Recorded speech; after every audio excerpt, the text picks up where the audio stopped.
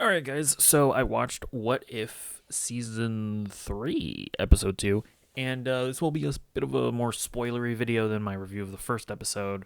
As always, I do like the first episode of a season spoiler free, and then I figure that anybody that's bothering to watch a review of any of the other episodes are probably just watching the show as well. So let's get into it. So, Episode 2 starts off in black and white, and I got japed again. Marvel performed another hilarious jape, where I was like, "Oh, maybe the animation will be more interesting in this one," and then it's like, "Nope, it's boring. What if animation?" But basically, Agatha Harkness.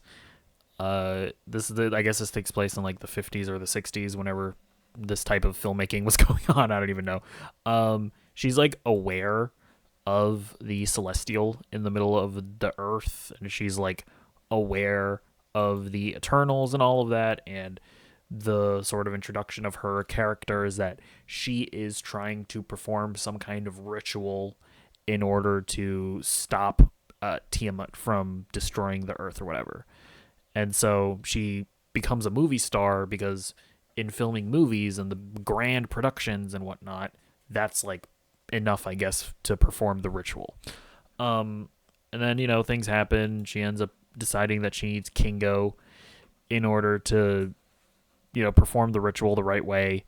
And it's like, in general, I will say, this just general premise for a What If episode is far more interesting than the first episode, and this episode in general is just far more interesting than the first episode. It's executed a lot better. It's just far more engaging.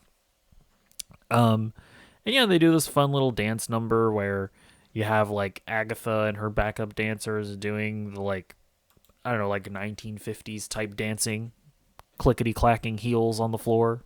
I can't do it. And then like on the contrast, you have like Kingo doing Bollywood type dancing, and it's a pretty fun little number.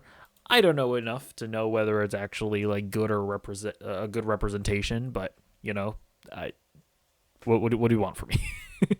But it's pretty fun. And so I will say, and here you kind of learn that Agatha, like you learn that she ended up stealing the powers from all of the Eternals, and I will say that concept is actually really cool. They don't show you that, or they don't show her stealing the powers from the other Eternals, and I'm like, I kind of would have liked to have seen that. I feel like that kind of would have been a fun, just a fun thing to see. But they're like, nah, she just has them. It's fine, I guess. Um, and I don't know. So like in the rest of this episode, we see Agatha like turn to the good side or whatever. I kind of would have liked to have seen this What If episode kind of just go hard and have Agatha be evil. Like she's like, not only did she steal the powers from the Eternals, but she just killed them because she didn't need them anymore. Because like I don't know, I kind of wish they would have gone a little harder with that, because they explicitly say in the episode, she's like, I stole their powers, but don't worry, they're just like tied up somewhere. I didn't kill them. So it's okay. There's room for my redemption. There won't be any meaningful consequences at the end of the day. And it's like, go if you're gonna, again, like this is my whole thing. It's like, if you're gonna do a what if thing that doesn't actually mean anything for like the actual MCU, just go get crazy with it. Have Agatha murder the Eternals. Who cares? Like they actually did that with Hank Pym in the first season. That was actually one of the better episodes. But yeah, and then I will say, I think if I remember correctly, Kingo ends up getting appealed to in the same exact way that they appealed to him in the Eternals movie, where, you know, because like they end up talking about how Arsham the judge is evil or whatnot, and Agatha's like, you want to save humanity because you are an actor and you've seen the best of what humanity has to offer. Oh Jesus, you've seen the best of what humanity has to offer, and it's like, I'm pretty sure that's the exact same arc from the Eternals. And again, that's just like kind of another thing that annoyed me, where it's like, you're just telling the Eternals, you're just doing the Eternals again, at least as far as Kingo's arc is concerned. But in a different setting, it lacks like the creativity that I would like to see from this show. But I will say then you get to like the third act or whatever, and Agatha ends up sucking the power from Tiamat, and then she starts fighting Arasham the judge. Um, and like that whole sequence, it was fun.